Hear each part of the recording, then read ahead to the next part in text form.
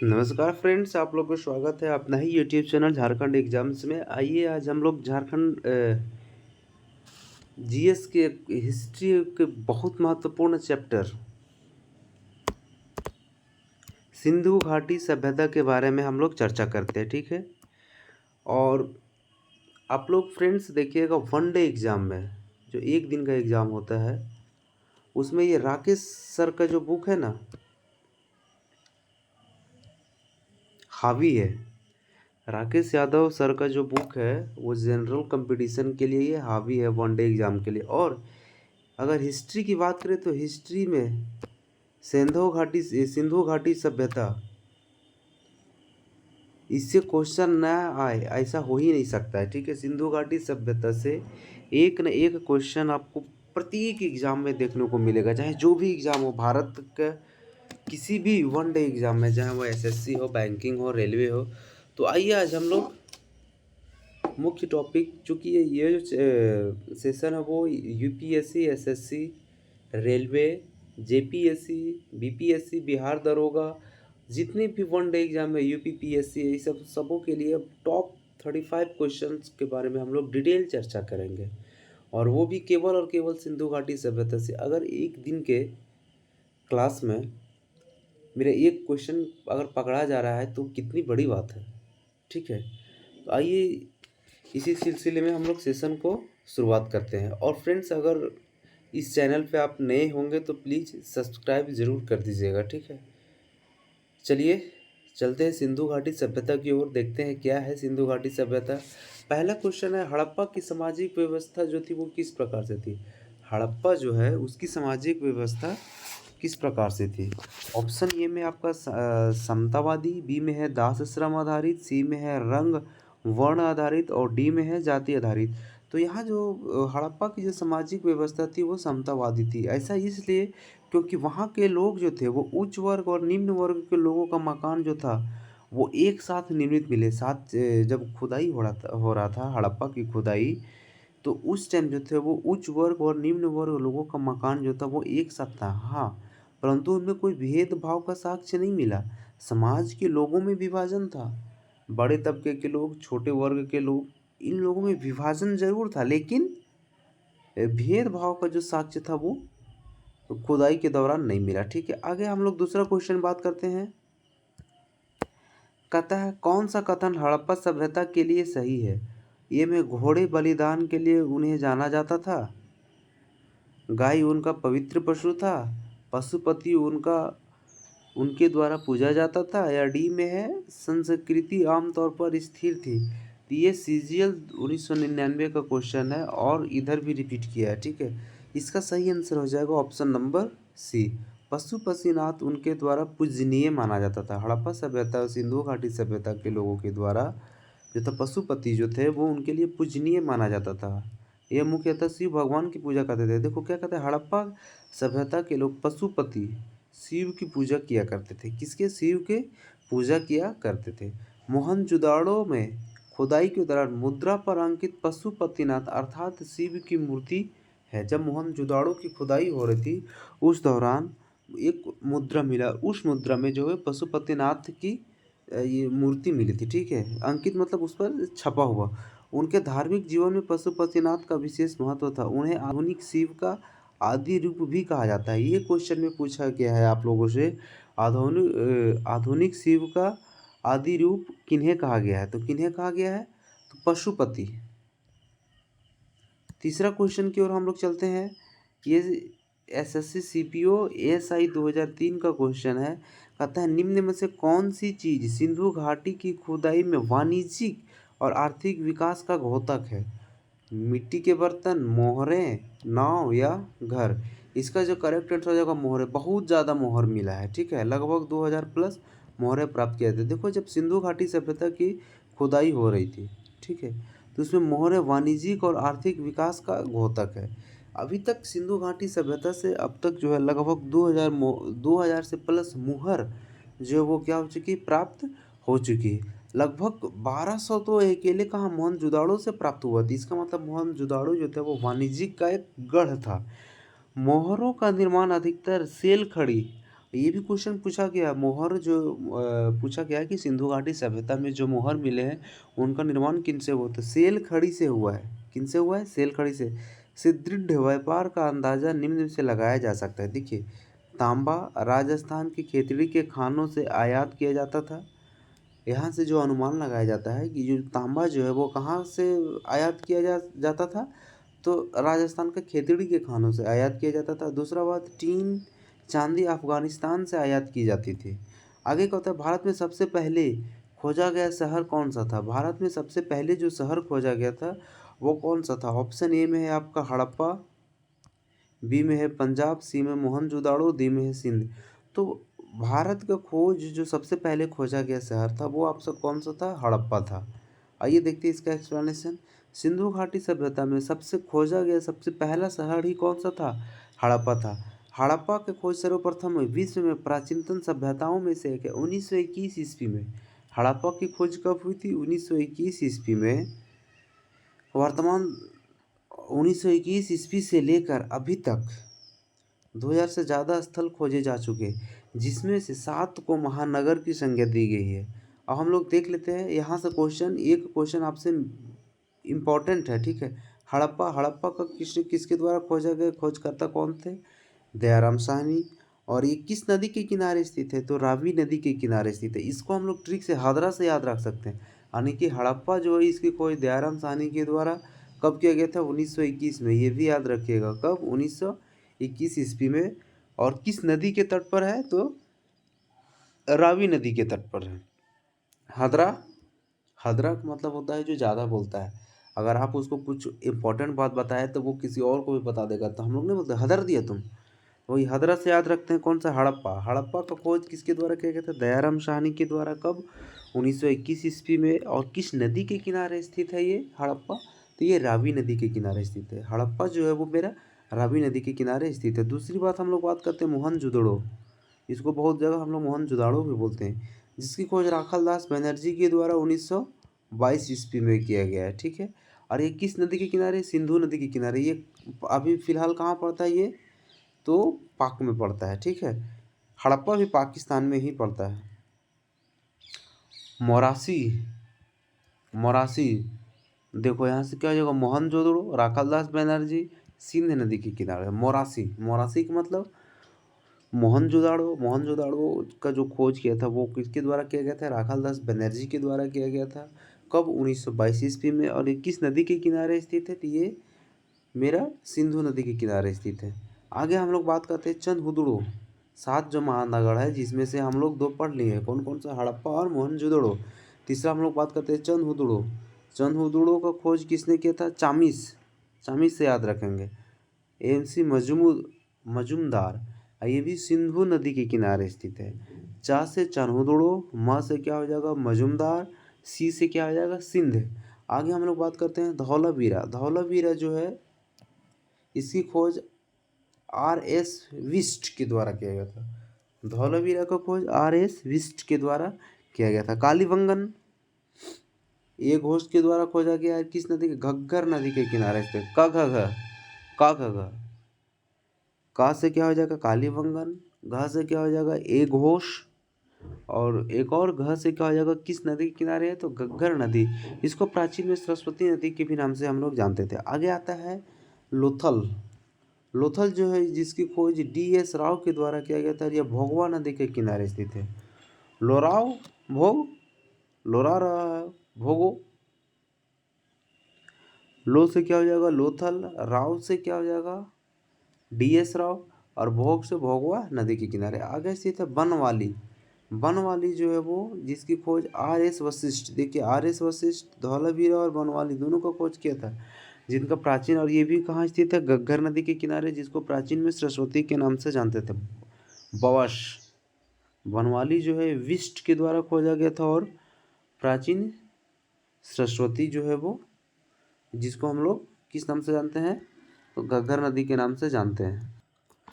आइए हम लोग ये जो 7 जो महानगर खोजा गया है इसके बारे में हम लोग कुछ ट्रिक से याद रखते हैं, ठीक है।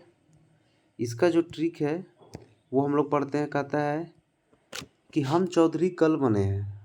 हम क्या बने? हम चौधरी कल बने हैं। बहुत ही इम्पोर्टेंट ये ट्रिक है फ्रेंड्स, इसको याद रख लीजिएगा, ठीक है। हम से क्या हो जाएगा, ह से हड़प्पा, म से क्या हो जाएगा, मोहनजोदड़ो, चौ से क्या हो जाएगा आपका, चंदहुदड़ो, ध से क्या हो जाएगा, धौलावीरा, ठीक है। धरी से क्या हो जाएगा, धौलावीरा।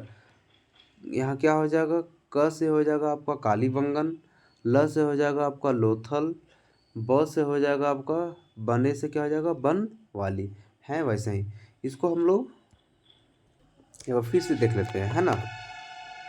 हम चौधरी कल बने हैं, ह से क्या हो जाएगा आपका हड़प्पा, म से मोहनजोदड़ो, चौ से क्या हो जाएगा, चनहुदड़ो, धरी से क्या हो जाएगा, धौलावीरा। हम चौधरी, क से क्या हो जाएगा, कालीबंगन, ल से हो जाएगा आपका लोथल, बने से क्या हो जाएगा, बनवाली। आई होप ये ट्रिक आप लोग को पसंद आया होगा, ठीक है। अगर रियली पसंद आया होगा तो प्लीज़ सब्सक्राइब कर दीजिएगा, है ना। आइए हम लोग अगला क्वेश्चन नंबर 5 देखते हैं। निम्न में से कौन से हड़प्पा की खुदाई में नहीं पाई गई थी। ये में व्यवस्थित नालियाँ बिल्कुल पाई गई थी, किला भी पाया गया था, जलाशय में, शिखर रहित मंदिर बिल्कुल ये नहीं पाई गई थी, ठीक है। क्या नहीं पाई गई थी, शिखर रहित मंदिर नहीं पाई गई थी। देखिए क्या कहते हैं, सिंधु सभ्यता विश्व की प्राचीन सभ्यता नगरीय सभ्यता थी। सिंधु घाटी सभ्यता जो थी वो एक नगरीय सभ्यता थी, जिसकी विशेषता के रूप में समकोण पर काटती सड़कें जो थी वो एकदम बिल्कुल समकोण पर काटती थी, ठीक है। नगर का 2 टीलों में विभाजित था, और ये नगर जो था वो 2 टीलों में विभाजित था। हम अभी बात कर रहे थे, इधर जो था वो आपके उच्च लोग रहते थे, इधर निम्न वर्ग के लोग रहते थे, लेकिन इन दोनों में विभिन्नताएं नहीं पाई जाती थी, ठीक है। आगे हम लोग बात करते हैं, पूर्वी टिल्ला जो था वो मेरा दुर्ग रहित था। इधर जो था वो दुर्ग रहित था, जबकि पश्चिमी टिल्ला में दुर्गीकरण किया गया था। पूर्वी टिल्ला जो था ये दुर्ग रहित था, दुर्ग इसमें नहीं था, जबकि इसमें दुर्ग था। जल निकासी की उत्तम व्यवस्था की गई थी, जाहिर सी बात है इसका मतलब नालियाँ की व्यवस्था अच्छा था। लेकिन सिंधु सभ्यता में ना तो किसी विशेष धर्म के साक्ष्य मिले और ना ही मंदिर जैसी कोई इमारत मिली थी, ठीक है। अगला क्वेश्चन नंबर हम लोग 7 बात करते हैं। कहता है हड़प्पा सभ्यता किस वर्ष खोजा गया था। हमने अभी बताया था, क्या 1935 नहीं, 42 नहीं, 1901 नहीं, 1921 बिल्कुल सही बात है। इसका करेक्ट आंसर क्या हो जाएगा, डी। और ये वर्ष 2004 में पूछा गया फ्रेंड, सीजियल सिंधु सभ्यता। इनका खोज जो किया गया था किसके द्वारा, दयाराम साहनी के द्वारा। कहता है सिंधु सभ्यता को ही हम लोग हड़प्पा सभ्यता के नाम से भी जानते हैं, जिसका पहला स्थल हड़प्पा थी, जिसको दयाराम साहनी के द्वारा खोजा गया था। कब, 1921 ईस्वी में। आगे हम लोग क्वेश्चन पढ़ते हैं, क्वेश्चन नंबर 7 क्या कहता है, सिंधु घाटी और आज के हिंदू धर्म की प्राचीन संस्कृति के बीच जैविक संबंध किस पूजा से संबंधित है। एक कौन सा ऐसा पूजा है जिससे यह संबंधित है। ऑप्शन में पशुपति, इंद्र देवी और माँ, पत्थर, वृक्ष, जानवर, इसमें विष्णु या शक्ति, डी में शिव और शक्ति। इसका जो सही आंसर हो जाएगा वो बी हो जाएगा, पत्थर, वृक्ष और जानवर। क्या कहता है, सिंधु घाटी और आज के हिंदू धर्म के प्राचीन संस्कृति के बीच, ठीक है, जैविक संबंध जो है वो पत्थर, वृक्ष और जानवर। हाँ, यहाँ जैविक संबंध जो था वो पत्थर, वृक्ष और जानवर के पूजा से संबंधित होता है। क्वेश्चन नंबर 8 हम लोग बात करते हैं, सिंधु सभ्यता वह एकमात्र स्थल जहाँ कृत्रिम गोदीवाड़ा मिला। गोदीवाड़ा का मतलब क्या होता है, बंदरगाह। गोदीवाड़ा का मतलब क्या होता है, बंदरगाह। और ये जो आपका कहाँ मिला था, लोथल से ही मिला था। ये अभी फिलहाल कहाँ है, गुजरात में। आइए इसके बारे में हम लोग डिटेल चर्चा करते हैं। देखो, लोथल जो है सिंधु सभ्यता का एक महत्वपूर्ण स्थल था, जो आधुनिक गुजरात के अहमदाबाद, अभी बताया ना, गुजरात के अहमदाबाद जिले में स्थित है। 1955 से 1962 ईस्वी के मध्य S.R. राव के निर्देशन में वहाँ खोदाई की गई थी, लोथल में, ठीक है। और लोथल में पाए गए अवशेष है क्या क्या, आपका अन्नागार भी पाया गया, पशुओं की हड्डियाँ भी पाई गई है, तांबा, किचली मिट्टी के मनके भी मिले, सोने का एक आभूषण मिला है, शंख एवं ईंटों का बना हुआ विशाल घेरा, जिसे S.R. राव ने जहाज़ों का गोदी बताया, यानी कि जहाज़ों का बंदरगाह बताया। यह विश्व का प्राचीनतम प्राप्त गोदीवाड़ा है। विश्व का प्राचीनतम प्राप्त गोदीवाड़ा कौन सा है? तो आपका लोथल। यहाँ मिस्र तथा मेसोपोटामिया से क्या हुआ करता था? व्यापार हुआ करता था। एस.आर. राव के अनुसार लोथल लघु मोहनजोदड़ो के रूप में जाना जाता है। एस.आर. राव जो था उन्हें अपना मंतव्य दिया था कि ये जो लोथल है वो मोहनजोदड़ो का लघु रूप है। मोहनजोदड़ो का कौन सा रूप है? लघु रूप है। आइए हम लोग आगे बात करते हैं। क्वेश्चन नंबर 9 क्या कहता है? निम्नलिखित पालतू जानवरों में से जो सिंधु सभ्यता का टेराकोटा में अनुपस्थित था। टेराकोटा उन लोगों का एक सिक्का हुआ करता था, ठीक है। उसमें क्या था? एक प्रतीक चिन्ह के रूप में भी हम लोग इसको बोल सकते हैं। उसमें किस जानवर का चित्र नहीं शामिल था? तो ऑप्शन ए में क्या कहता है? भैंस, बी में भेड़, सी में गाय, डी में सुअर। तो गाय का जो चित्र था वो शामिल नहीं था। सभ्य सभ्यता के निवासी का संबंध गाय से नहीं था। गाय तो मुख्य रूप से आर्यों के समय में आया था, ठीक है। और ये आर्यों का प्रमुख पशु और आर्थिक जीवन का आधार बनी थी। किसका? गाय जो था वो आर्यों के समय में महत्वपूर्ण बनी थी। आगे हम लोग बात करते हैं क्वेश्चन नंबर 10। कहता है इनमें से कौन सा सिंधु शहर जो बिना गढ़ यानी बिना किला का था? ये में है आपका कालीबंगन, हड़प्पा, मोहनजोदड़ो या चनहुदड़ो। तो इसका चनहुदड़ो जो था वो क्या था? बिना गढ़ का था। क्या कहता है इसके बारे में देखते हैं। चंद्रहुदड़ो मोहनजोदड़ो को दक्षिण से लगभग 130 किलोमीटर दूरी पर स्थित है। इस स्थल की खोज 1934 ईस्वी में। चंद्रहुदड़ो का खोज कब हुआ था? 1934 ईस्वी में। किसके द्वारा? N.G. मजुमदार एवं 1935 में मैके द्वारा उत्खनन करवाया गया था। 1934 में खोजा गया था मजुमदार के द्वारा, लेकिन 35 में मैके के द्वारा उत्खनन किया गया था। यहाँ के मकान पक्की ईंटें के बने हुए थे, जिसमें शौचालय भी था, स्नानगृह भी था, आंगन आदि थे। बाप सोचो उस टाइम में मणिक मोहरे आदि मिलने से ज्ञात होता है कि यह औद्योगिक केंद्र रहा होगा। यहाँ पे कुछ मणिक मोहर मिले थे जिससे यह अनुमान लगाया जा सकता है कि यह औद्योगिक केंद्र रहा होगा। कौन सा? चनहुदड़ो। और यह किलेबंदी के साक्ष्य नहीं मिलते। यहाँ जो है वो किलेबंदी का कोई भी साक्ष्य नहीं मिलता। किलाबंद यहाँ नहीं था। आगे कहता है सिंधु सभ्यता की एक विशेषता थी प्राकृतिक की शक्तियों की पूजा, व्यवस्थित शहरी जीवन, देहाती खेती या जाति आधारित समाज। तो बिल्कुल यहाँ व्यवस्थित शहरी जीवन आधारित था, ठीक है। क्या कहते हैं? सिंधु सभ्यता विश्व के प्राचीनतम नगरीय सभ्यता थी, जिसका विशेषता के रूप में क्यों कौन सा? समकोण पर काटती सड़कें हैं, नगर के 2 टीलों में विभाजित, जिसे पूर्वी जो था वो दुर्ग सहित था, पश्चिमी जो था वो दुर्ग रहित था। पश्चिमी जो था वो दुर्ग रहित था, पश्चिमी दुर्ग सहित था और पूर्वी जो था वो दुर्ग रहित था। जल निकासी का उत्तम प्रबंधन था, ठीक है, जिससे यह सिद्ध होता है कि सिंधु सभ्यता जो था सुव्यवस्थित नगरीय व्यवस्था थी। आगे बात करते हैं सिंधु सभ्यता के लोगों का मकान प्रायः किससे बना होता था? पक्की ईंटों का, पत्थर का, लकड़ी का या उपयुक्त सभी का। तो इनकी जो मकान जो था वो मुख्य रूप से पक्की ईंटों का बना हुआ करता था। ये देखो सेक्शन ऑफिसर ऑडिट 2008 का क्वेश्चन है। सिंधु सभ्यता के लोगों का मकान प्रायः पक्की ईंटों से बना हुआ करता था। अच्छा, सिंधु सभ्यता एक सुव्यवस्थित नगरीय व्यवस्था थी, अभी हमने बताया, जिसकी विशेषता के रूप में फिर से हम लोग बात करते हैं। सड़क समकोण पर काटती थी, ठीक है। नगर में 2 टीले था, पूर्वी जो था दुर्ग सहित था, पश्चिमी जो था दुर्ग रहित था।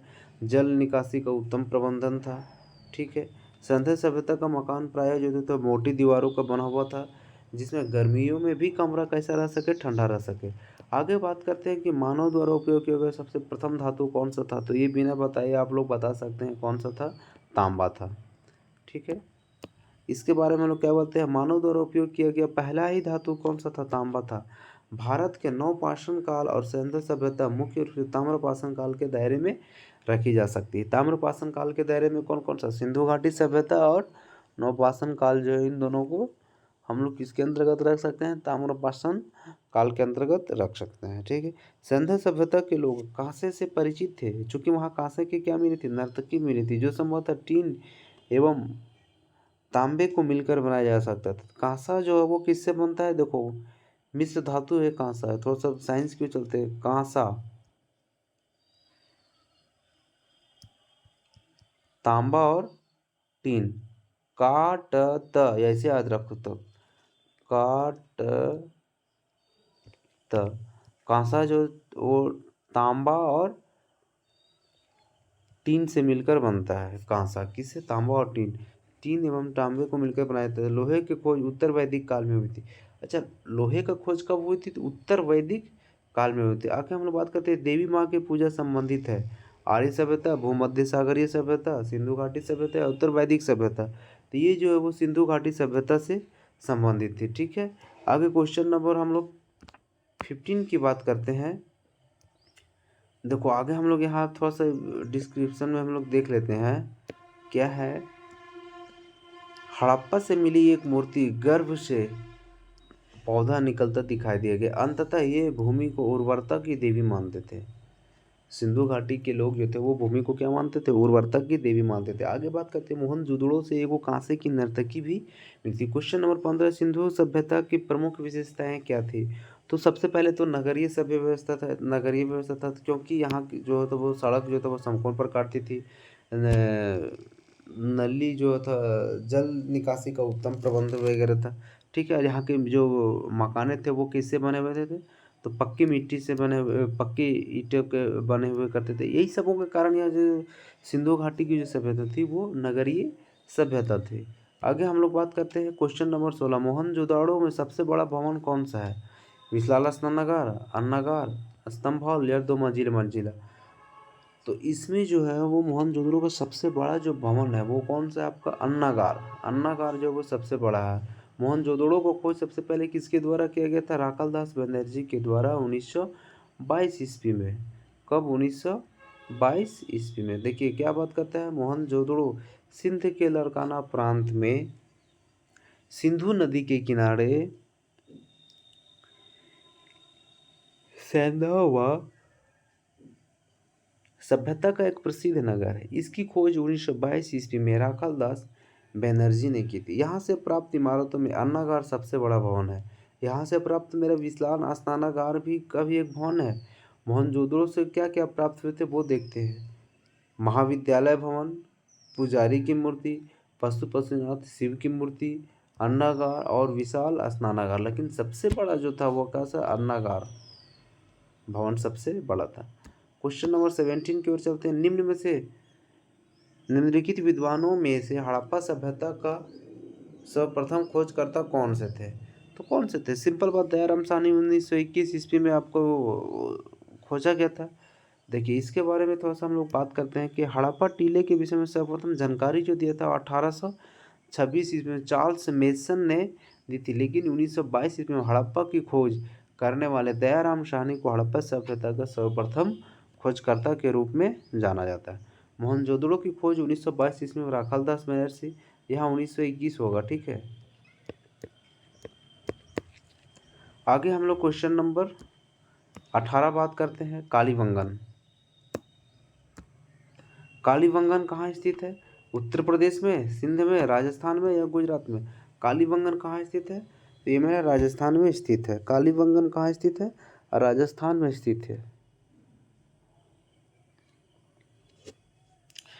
और यहाँ से आपके बहुत सारे साक्ष्य भी मिले थे कालीबंगन से। ठीक है, अग्निकुंड हो गया, हवन कुंड हो गया, ठीक है, हल वगैरह जो हो गया, हवन कुंड हो गया, अग्निकुंड हो गया, जुते हुए खेत, ये सब कहाँ से मिले? कालीबंगन से। ये सब याद रखिएगा। ठीक है, कालीबंगन जो है वो घग्गर नदी के किनारे राजस्थान में स्थित है, जिसका खोज 1953 ईस्वी में ये घोष के द्वारा किया गया था। यहाँ से क्या क्या मिले थे? जुते हुए खेत का साक्ष्य मिले थे, हल के निशान मिले थे, हवन कुंड मिला था, अग्नि कुंड, ये सब के साक्ष्य मिले थे। ये याद रखिएगा, ये क्वेश्चन पूछ देता है। हड़प्पा वासी किस वस्तु के उत्पादन में सबसे ज़्यादा थे?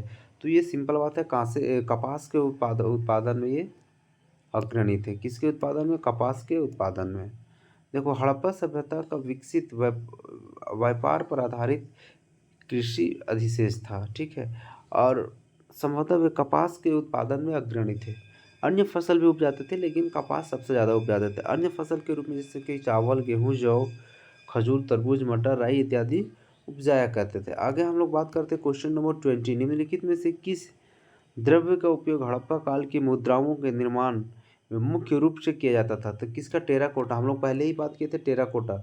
मोहरों के रूप में उन लोग उपयोग किया था। टोटल लगभग 2000 प्लस मोहर मिले, जिसमें से 1200 से ज़्यादा मोहन तो आपका कहाँ मिला है? मोहर मोहनजोदड़ो से मिला है। आइए इसके एक्सप्लेनेशन हम लोग देखते हैं।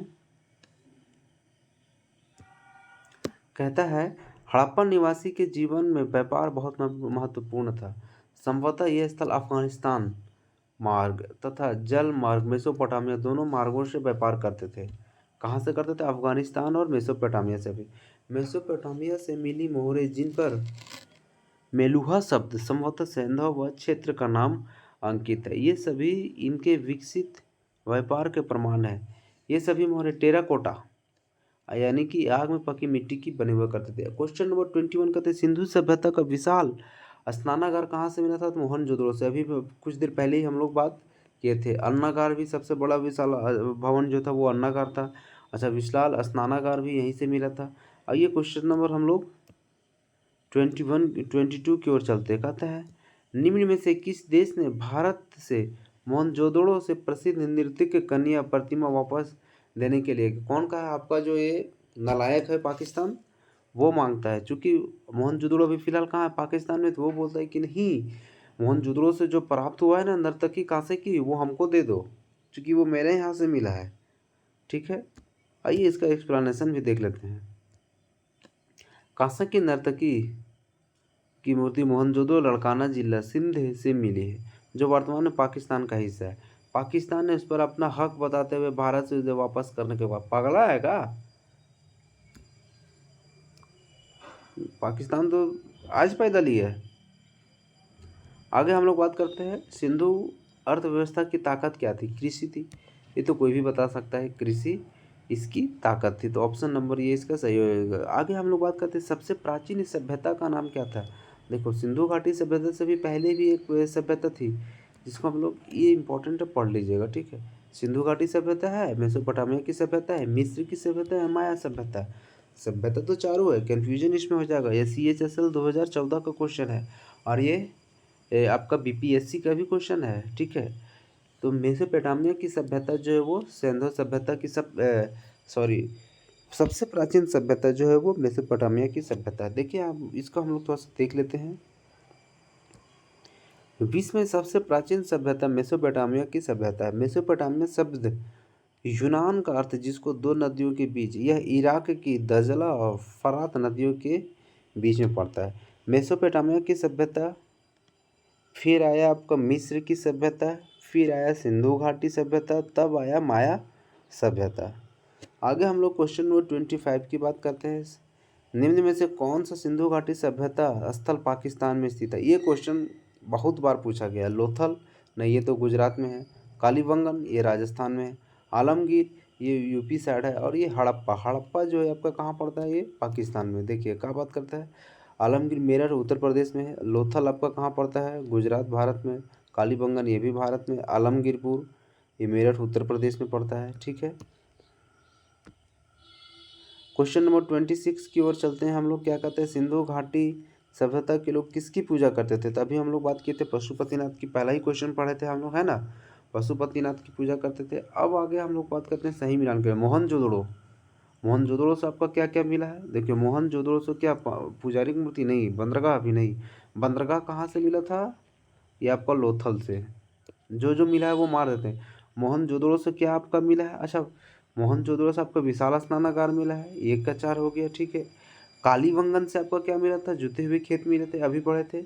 और हड़प्पा से क्या मिला है? पुजारी की मूर्ति मिला है। तो ये कौन सा ऑप्शन में है? यानी कि ये का 4, ये 4 एक ही में है, यही आंसर हो जाएगा।